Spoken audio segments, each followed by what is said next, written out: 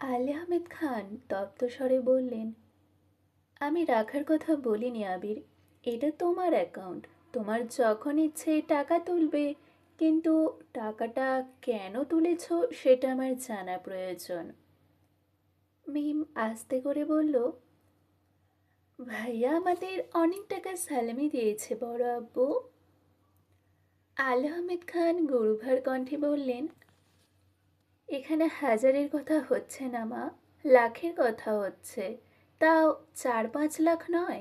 তুমি যাও এখান থেকে, তুমি যাও এখান থেকে।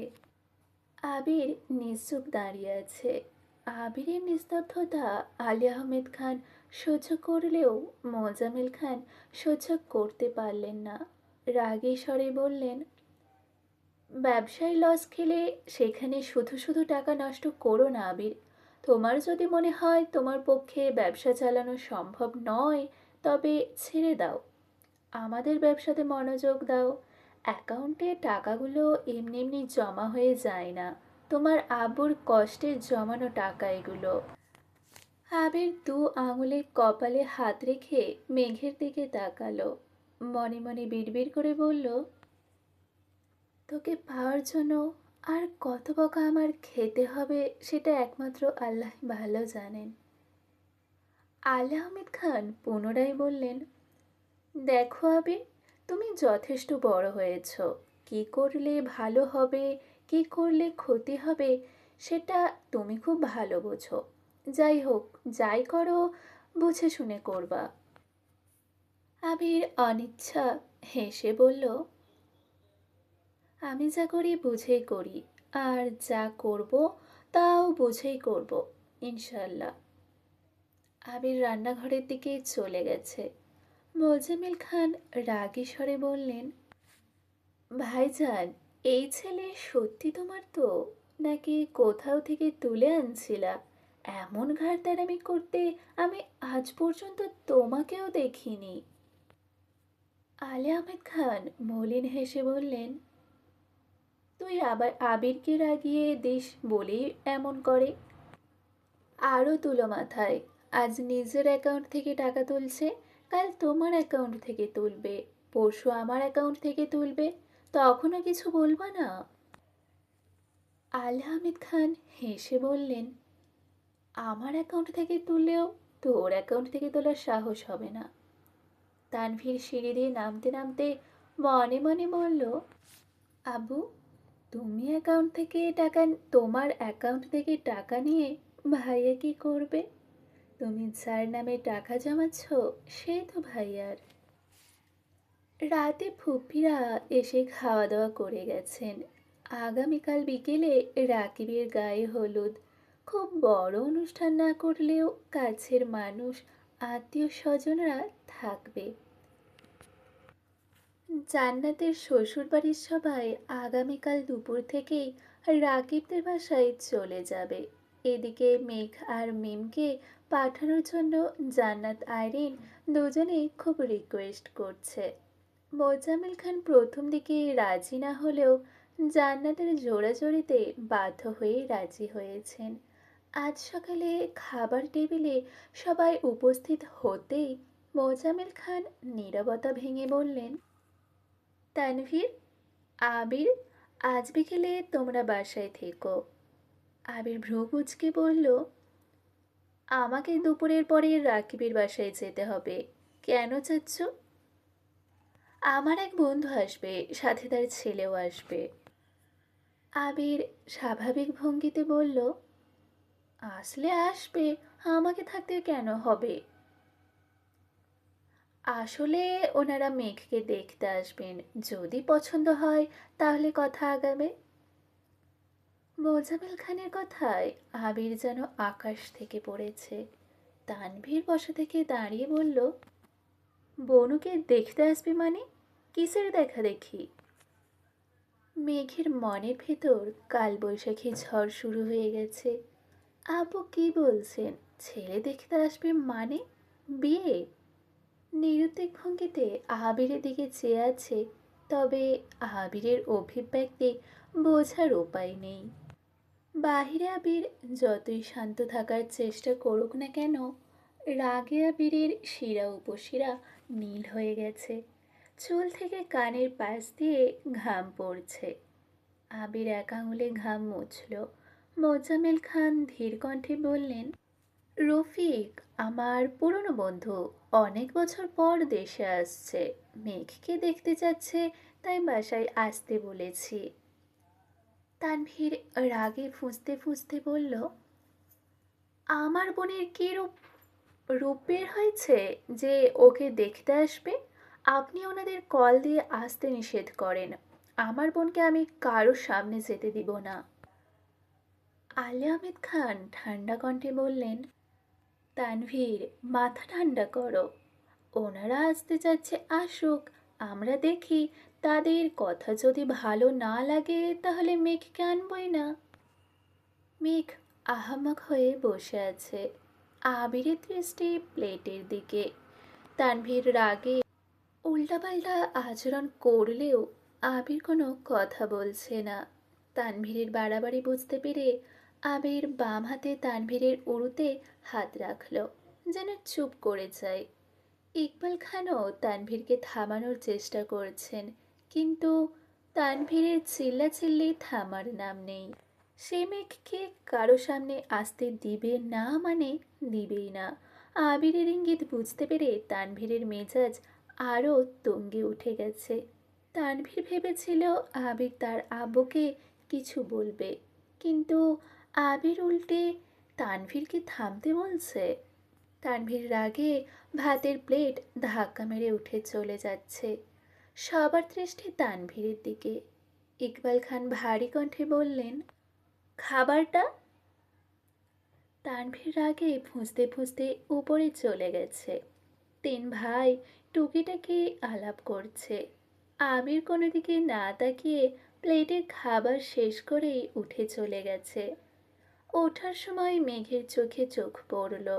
মেঘের চোখ ছলছল করছে, গভীর দৃষ্টিতে আবিরকে দেখছে। হয়তো আবিরের মন বোঝার চেষ্টা করছে। আবির সহসা চোখ সরিয়ে চলে গেছে। টানা 2-3 ঘন্টা তানভীরকে ডাকার পরও তানভীর দরজা খুলছে না। এদিকে মেঘ রুমে শুয়ে শুয়ে কান্না করছে। মেঘের পাশে বসে মেঘকে বোঝানোর চেষ্টা করছে। আবির ছাদে দাঁড়িয়ে আছে। দুপুরের দিকে তানভীর রুম থেকে বেরিয়ে ফোঁস করে সোজা ছাদে গেল। তানভীরকে দেখে আবির নিঃশব্দে হেসে এগিয়ে আসলো। আবিরের হাসি দেখে তানভীর রাগে কটকট করে বলল, তুমি আমার বোনকে বিয়ে করবা নাকি করবা না? আবির তানভীরকে আলতোভাবে জড়িয়ে ধরে পিঠে আস্তে করে চাপড় মেরে বলল, এত মাথা গরম করলে কিভাবে হবে ভাই? তুই তো জানিস তোর বোনকে ছাড়া আমি চোখে ঝাপসা দেখি। আব্বু সব কি শুরু করেছে? তুমি কিছু বলনি কেন? তোর বাপের চোখে আমি বহু বছরের জেল খাটা আসামি। আমি যাই বলতে যাব উনি তার উল্টো মিনিং বের করবেন। তার থেকে চুপ থাকাই শ্রেয়। তার মানে বিকেলে তারা বোনকে দেখতে আসবে?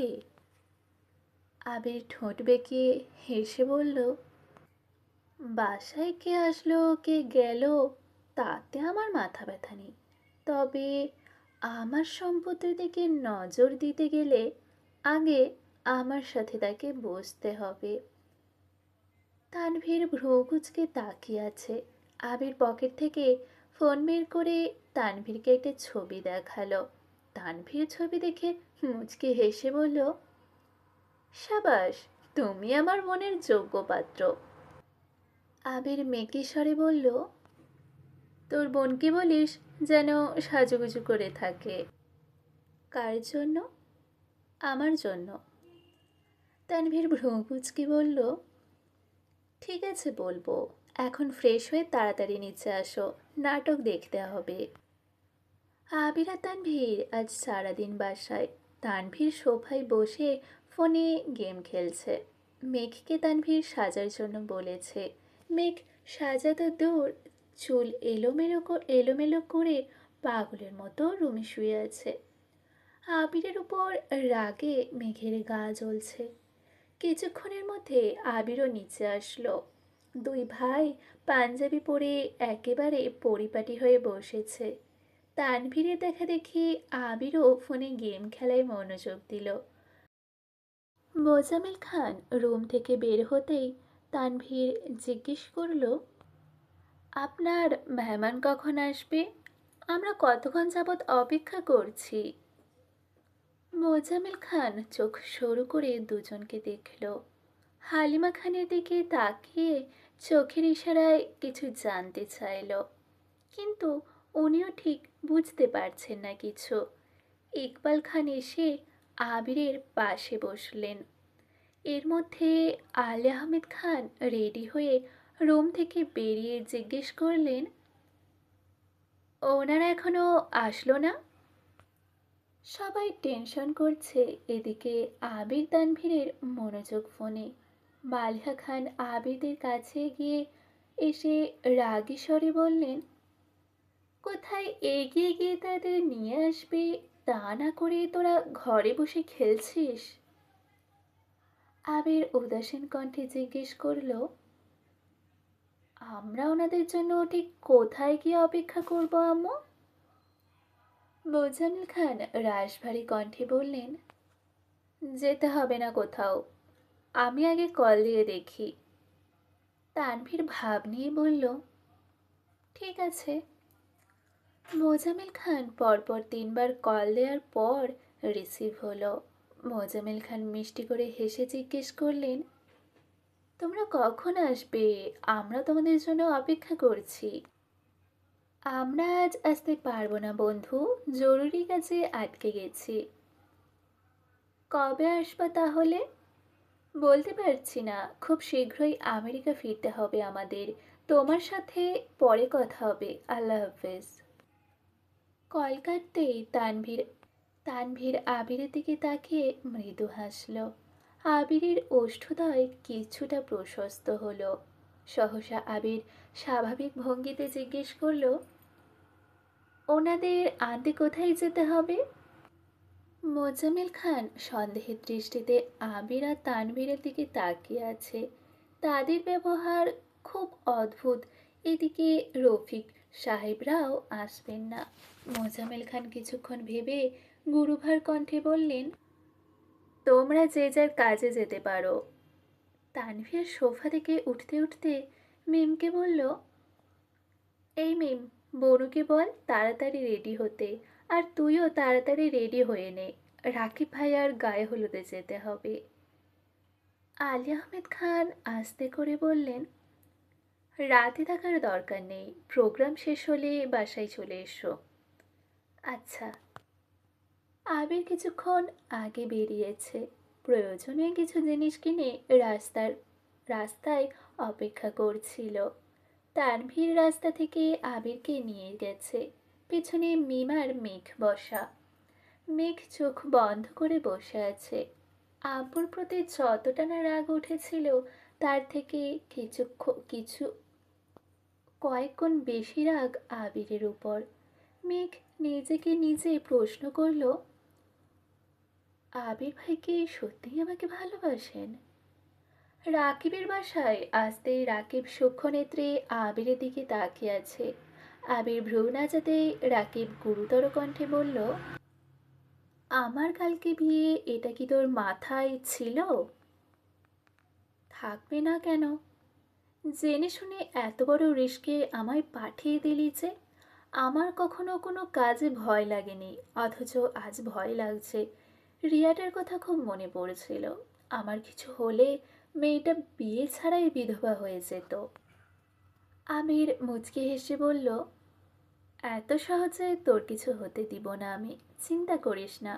আগে চাচ্চু হবি, তারপর। এমন সময় মেঘ আসছে। মেঘকে দেখে রাকিব আবিরকে প্রশ্ন করল, তারপর কি? মরে যাস। বাহ আবির বাহ, দেখছো মেঘ, তোমার আবির ভাই আমাকে মরে যেতে বলছে। মেঘ রাশভারী কণ্ঠে বলল, উনি তো চান আমরা সবাই মরে যাই, তাহলে উনি মুক্তি পেয়ে যাবেন। মেঘের মুখে এমন কথা শুনে আবির ভ্রুযুগল নাকের গোড়ায় টেনে আনলো। মেঘের মনের এক আকাশ অভিমান যা তার কথাতেই ফুটে উঠছে।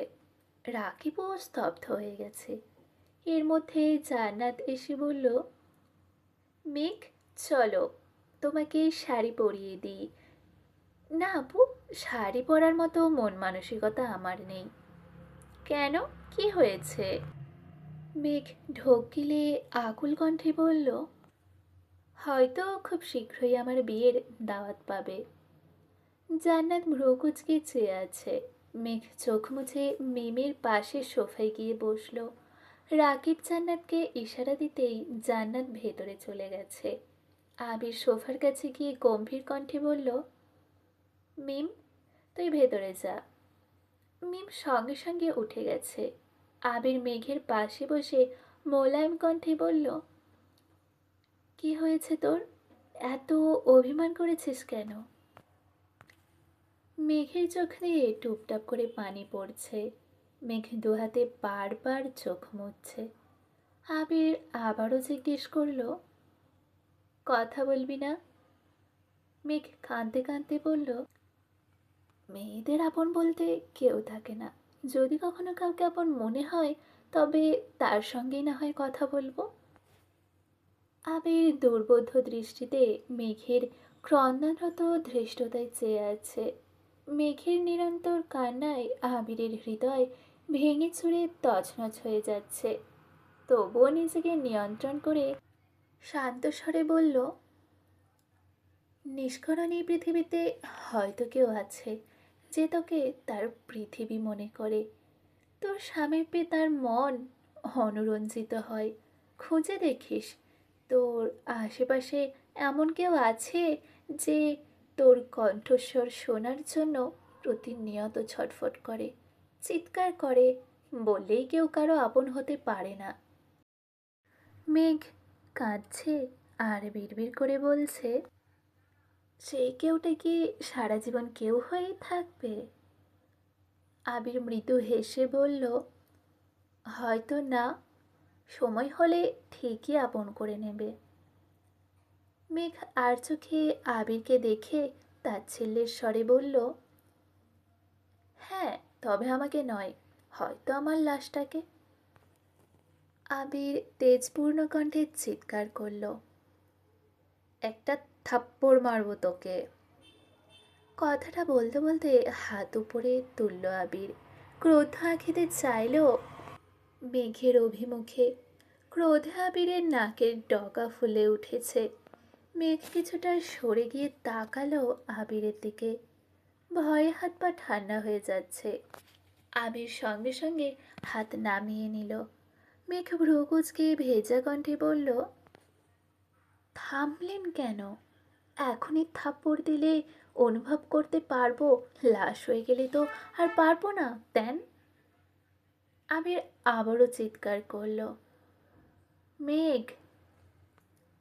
আবির উঠে পাশে থাকা একটা কাঠের চেয়ারে শরীরের সর্বশক্তি দিয়ে লাথি মেরে রুম থেকে বেরিয়ে গেছে। মেঘ কিছুক্ষণ সে পথে নিশ্চুপ চেয়ে রইল। তারপর সোফার উপর দুই পা তুলে হাঁটুতে মুখ তো লুকিয়ে বসে আছে। মেঘ এখানে আসতে চাইছিল না, কিন্তু তানভীর জোর করে নিয়ে আসছে। এখানে আসার পর থেকে তানভীর, আসিফ আর আরিফ আড্ডায় মগ্ন হয়ে আছে। 10 মিনিটও হয়নি আবির এক গ্লাস শরবত নিয়ে আসছে। মেঘের মাথায় হাত রাখতেই মেঘ আঁতকে উঠে তাকালো। আবির পাশে বসে শান্ত স্বরে বলল, শরবতটা খান। মেঘ শক্ত কণ্ঠে বলতে চাইলেও খাবো না, কিন্তু আবিরের আগ্নেয়গিরির লাভার নেই লাল বর্ণের দু চোখে চোখ পড়তেই ভয় আর কিছু বলল না। শরবতের গ্লাস নিয়ে ঢক ঢক করে গ্লাস ভর্তি শরবত শেষ করে ফেলল। আবির ধীর হস্তে মেঘের দু চোখ মুছে ঠান্ডা কণ্ঠে বলল, গায়ে হলুদের প্রোগ্রামে এসে এভাবে কাঁদলে মানুষ উল্টাপাল্টা ভাববে। এখন শান্ত হ। কিছুক্ষণ রেস্ট নে, পরে বাসায় গিয়ে আবার কাঁদিস। মেঘ আকুল কণ্ঠে শুধালো, আমি কাঁদলে আপনার বুঝি খুব ভালো লাগে? আবির মনে মনে আওড়ালো, তোর চোখে পানি দেখলে কলিজা ফেটে যায় আমার। আবির এক পলক মেঘের দিকে তাকিয়ে উঠে চলে যাচ্ছে। মেঘ মলিন কণ্ঠে জিজ্ঞেস করলো, কিছু বললেন না? আবির কোনো উত্তর না দিয়ে বেরিয়ে গেছে। আবিরের এমন আচরণে মেঘের বড্ড অভিমান হলো। আবির বেরিয়ে যেতেই জান্নাত, আইরিন, মিম একে একে ডেকে গেছে, কিন্তু মেঘকে এক চুলও নাড়াতে পারেনি। আবির বাসা থেকে বেরিয়ে কোথায় যেন চলে গেছে। রাকিব ফোনের পর ফোন দিচ্ছে। আগামীকাল রাকিবের বিয়ে, কোথায় একটু আনন্দ করবে, কিন্তু বন্ধুর জন্য তারও উপায় নেই। 1 ঘন্টা পেরিয়ে যাচ্ছে, আমির ফোন ধরছে না, বাসায়ও ফিরছে না। রাকিব, আসিফ, তানভীর একের পর এক কল দিয়েই যাচ্ছে, কারো কলই রিসিভ করছে না আবির। মেঘ চুপচাপ বসে বসে সবার কর্মকাণ্ড দেখছে। মনের ভেতরে ভয় হচ্ছে ঠিকই, কিন্তু সে কল দিবে না বলে জেদ ধরে বসে আছে। প্রায় 1.5 ঘন্টা পর আবির বৃষ্টিতে অর্ধেক ভিজে বাসায় আসছে। আবিরকে দেখেই রাকিব হুঙ্কার দিয়ে উঠল, কোথায় গেছিলি তুই? তোর গেস্টদের সাথে দেখা করতে। ফোন ধরে বলা যায় তো না, তোর যন্ত্রণায় কি বিয়েটাও করতে পারবো না? আবির মলিন হেসে বলল, সরি। রাকিব এবার গলার স্বর নিচু করে জিজ্ঞেস করলো, কি হয়েছে আবির? আরে কিছু হয়নি। আবির রুমে ঢুকতেই মেঘের দিকে এক পলক তাকালো। আবিরকে রুমে ঢুকতে দেখেই মেঘ পা নামিয়ে স্বাভাবিকভাবে বসেছে। আবির একটা চেয়ার টেনে একপাশে বসে পড়েছে। আইরিন তাড়াতাড়ি করে একটা টাওয়াল নিয়ে আসছে। আবিরের অর্ধেক শরীর ভেজা। আইরিন স্বাভাবিক স্বরে বলল, নাও মাথাটা মুছো, আমি আসিফ ভাইয়ার একটা শার্ট নিয়ে আসি।